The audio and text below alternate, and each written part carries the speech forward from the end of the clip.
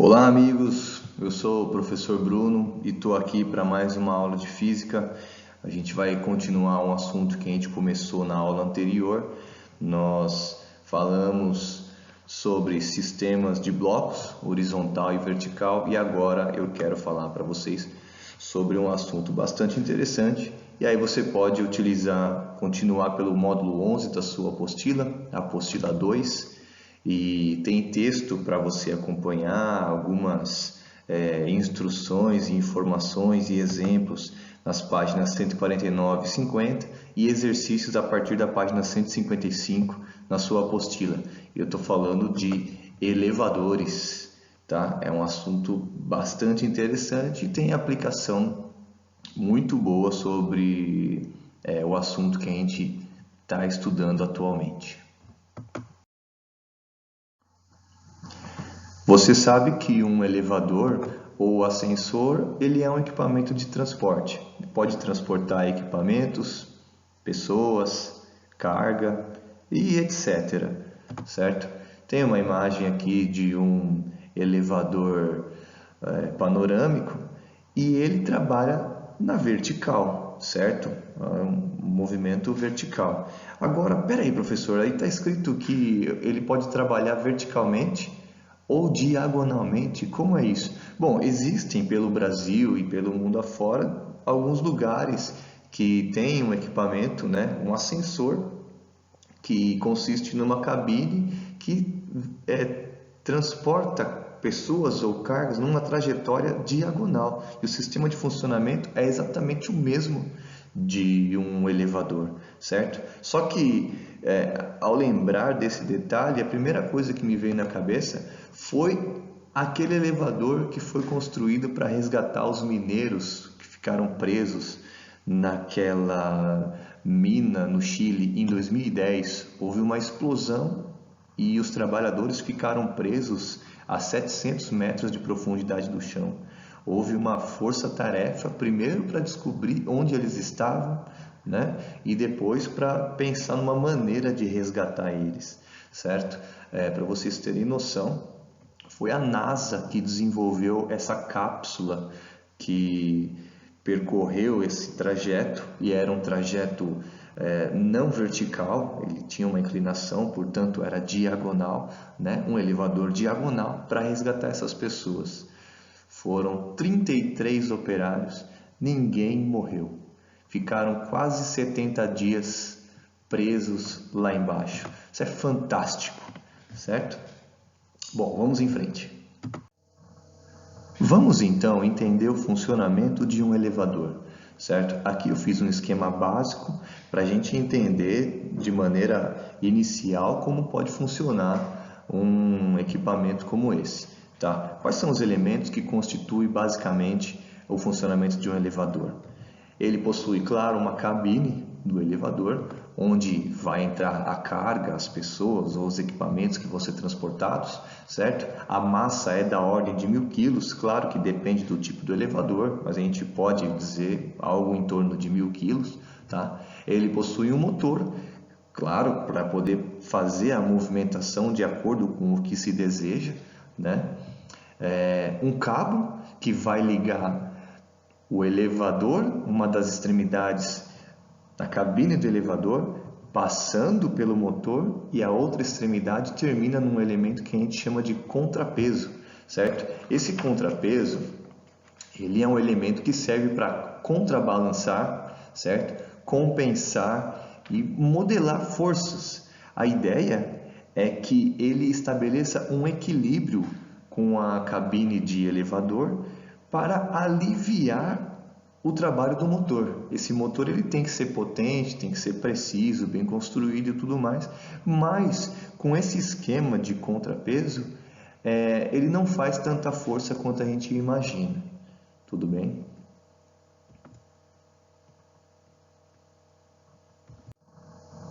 Certo. Então, quais são as forças que estão agindo nesse sistema? Bom, a gente vai ter que fazer uma análise e utilizar as forças que a gente conhece. Lembrando que a essas alturas do campeonato a gente já conhece quase todas as forças, né, que estão atuando nos sistemas físicos que a gente tem estudado. As forças envolvidas, para começar, a gente coloca a primeira, né, que a gente sempre lembra, que é o peso, tá? O peso é tanto na cabine do elevador quanto no contrapeso, tá? Essas duas massas, elas se contrabalanceiam, então a gente tem que considerar o peso delas. Lembrando que o peso é sempre na direção do centro da Terra. Ele é apontado, né, direcionado para baixo. Depois vem a força de tração. A força de tração, ela é exercida pelo fio, e o fio sempre puxa.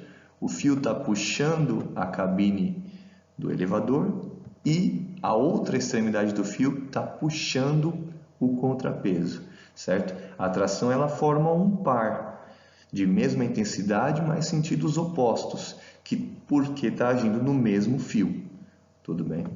Depois tem a força do motor. A força do motor é o que vai movimentar esse sistema, fazendo a cabine do elevador subir ou descer, de acordo com a necessidade. Então a direção dessa força, ela vai depender da ocasião, certo? Sempre depende da ocasião. Além disso, tem uma força que não está demonstrada nesse esquema ainda, é a força normal. A força normal, ela vai agir para quem está dentro da cabine do elevador, certo? Para quem está aqui dentro, certo?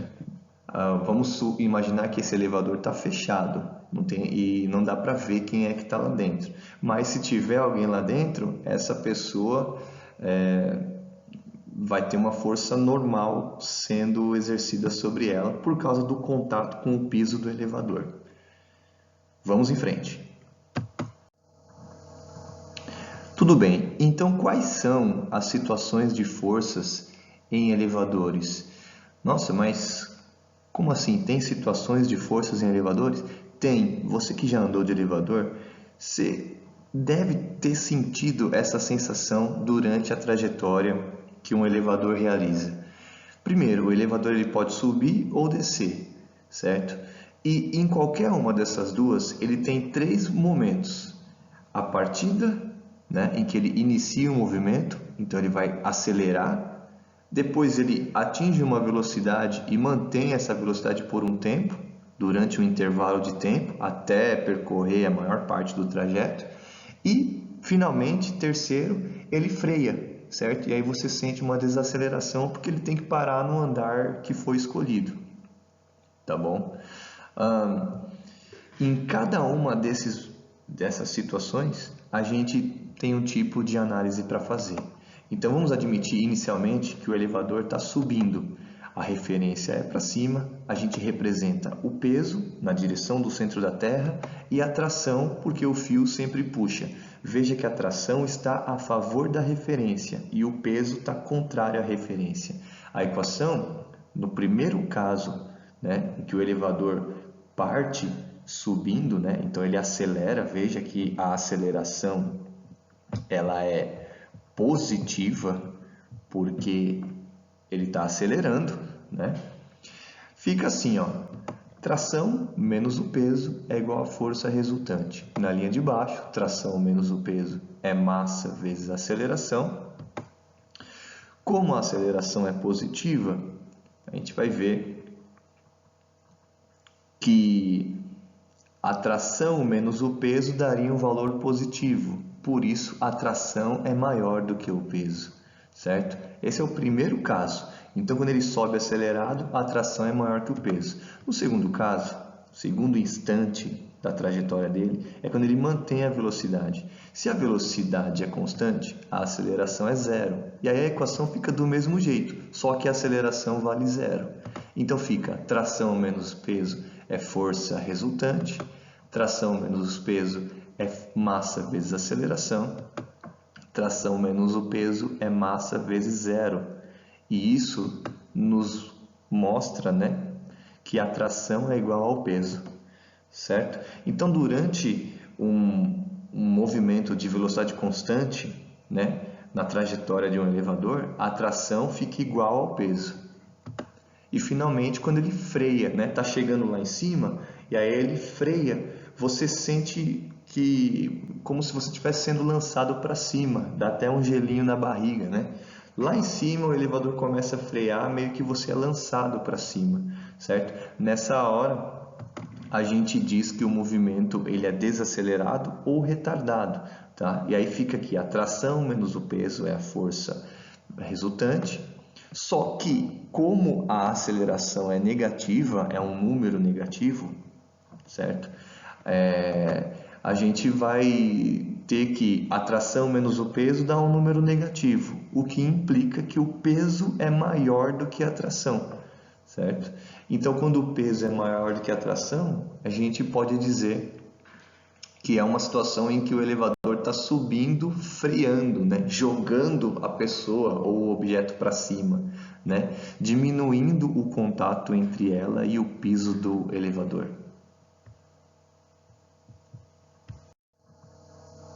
Tá, mas e se o elevador estiver descendo? Bom, se ele estiver descendo, basta a gente mudar a referência, né? A referência agora é para baixo, porque o peso é do mesmo jeito. O peso é sempre na direção do centro da Terra. E a tração também, o fio sempre puxa, certo? Então, agora é o seguinte, você vai entrar no elevador lá em cima, no 20º andar, e o elevador vai descer até o térreo. Primeiro, ele inicia um movimento acelerado até atingir uma certa velocidade.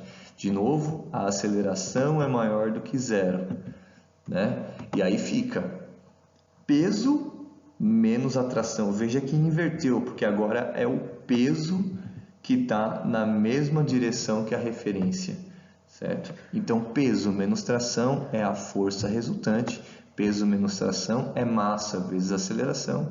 A aceleração é positiva, então a gente conclui que o peso é maior que a tração. Esse é o primeiro caso, né, quando o elevador está descendo.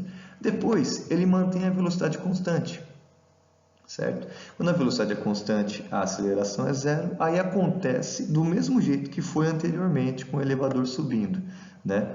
Você equaciona direitinho, né? O peso menos a tração é a força resultante, só que a força resultante é zero, por isso o peso vai ser igual à tração do mesmo jeito. No terceiro caso, o elevador já está chegando lá no piso térreo e aí ele vai frear. A hora que ele freia, né, você que está vindo na mesma velocidade que o elevador está, porque você está dentro dele, o elevador freia, mas você não. Então você meio que pressiona o elevador para baixo, né? Você sente uma pressão no pé e nos joelhos, né? Também dá um friozinho na barriga nessa hora, né? Porque aperta para baixo. Então a gente diz que o movimento é desacelerado ou retardado e fica peso menos tração é igual a força resultante. Peso menos tração é a massa vezes a aceleração, mas a aceleração é negativa. Não sei porque ele está arriscando errado desse jeito aqui, mas agora já foi. Essa subtração vai dar um valor negativo, o que mostra que a tração é maior que o peso nessa condição, certo?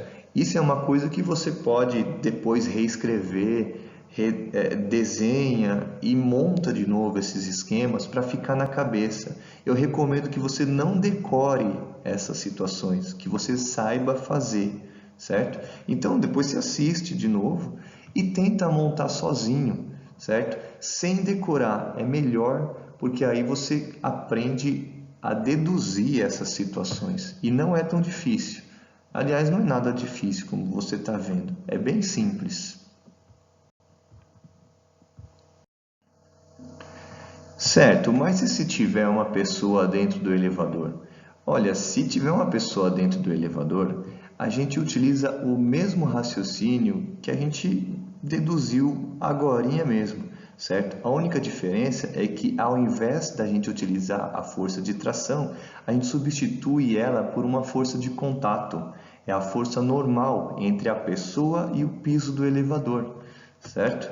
Então você marca ali direitinho o peso da pessoa, que é massa vezes gravidade, e sempre aponta para o centro da Terra.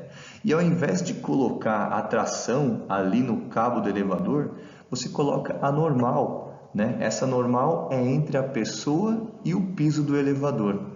O resto das equações, das análises, continua igualzinho ao que a gente acabou de deduzir. Ah, tá. Mas e se tiver uma pessoa dentro do elevador e essa pessoa estiver em cima de uma balança, né?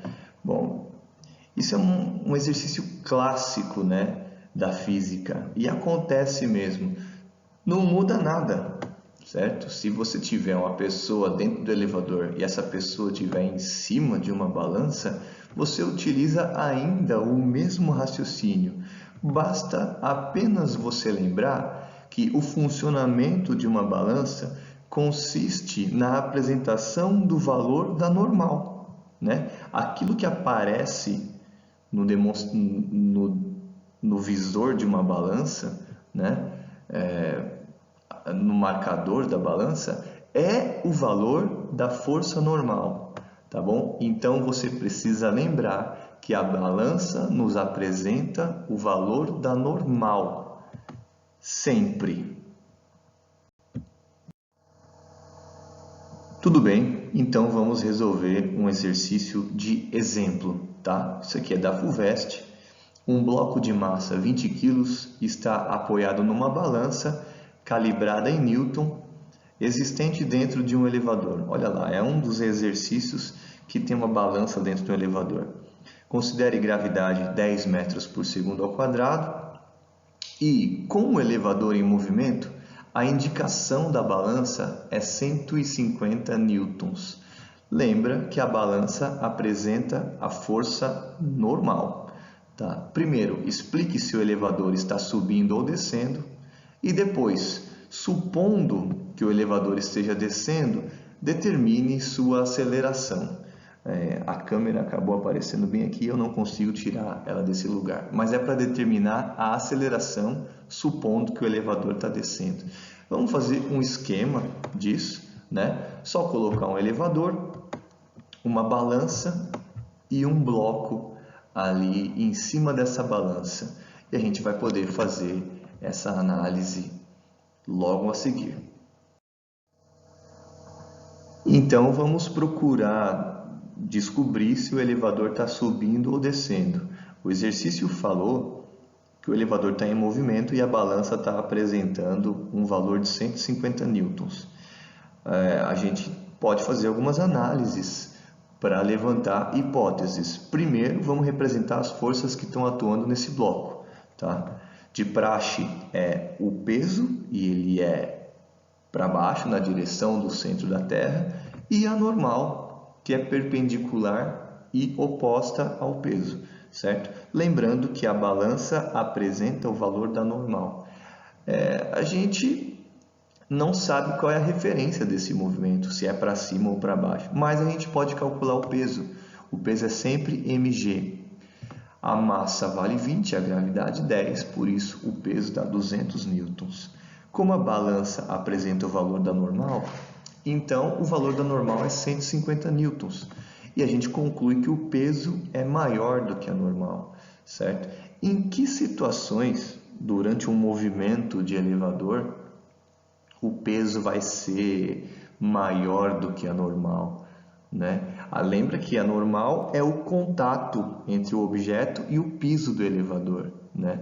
Então, para perder um pouco do contato entre o objeto e o piso do elevador, esse objeto meio que tem que dar uma levantadinha, né, do piso. Isso acontece, por exemplo, pensa no elevador. Isso acontece, por exemplo, quando o elevador está subindo e quando ele está chegando lá em cima, ele breca e a pessoa que está dentro do elevador meio que é lançada um pouquinho para cima, assim, certo? Perde um pouquinho do contato. É nessa hora que a normal diminui, certo? Então, quando o elevador está subindo, desacelerado, né? A normal pode diminuir. E quando o elevador está descendo acelerado, né? Em contrapartida, se o elevador desce com tudo, lembra dos desenhos animados que o elevador o piso cai com tudo e o personagem fica meio em cima assim ainda e só depois ele cai? É mais ou menos isso que acontece, né? É nessas horas também que a normal acaba sendo menor do que o peso.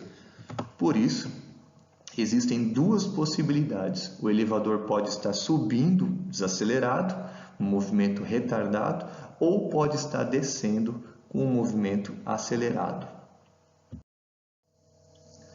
A letra B é mais simples, né? Ele facilita as coisas para a gente, admitindo que o elevador está descendo, então a gente pode pôr a referência para baixo, né? Porque as forças são sempre a mesma coisa, o peso para baixo é normal para cima. Se ele está descendo, então tem referência, e a referência é para baixo, e aí a gente vê que o peso fica positivo, porque está a favor da referência, menos a normal, isso é igual a força resultante. Força resultante, não revoltante, né? Força resultante. Tá? A força resultante é massa vezes aceleração e o peso é massa vezes gravidade. Substituindo esses valores, o peso vai ser 200, a normal 150, isso é igual a 20 vezes A.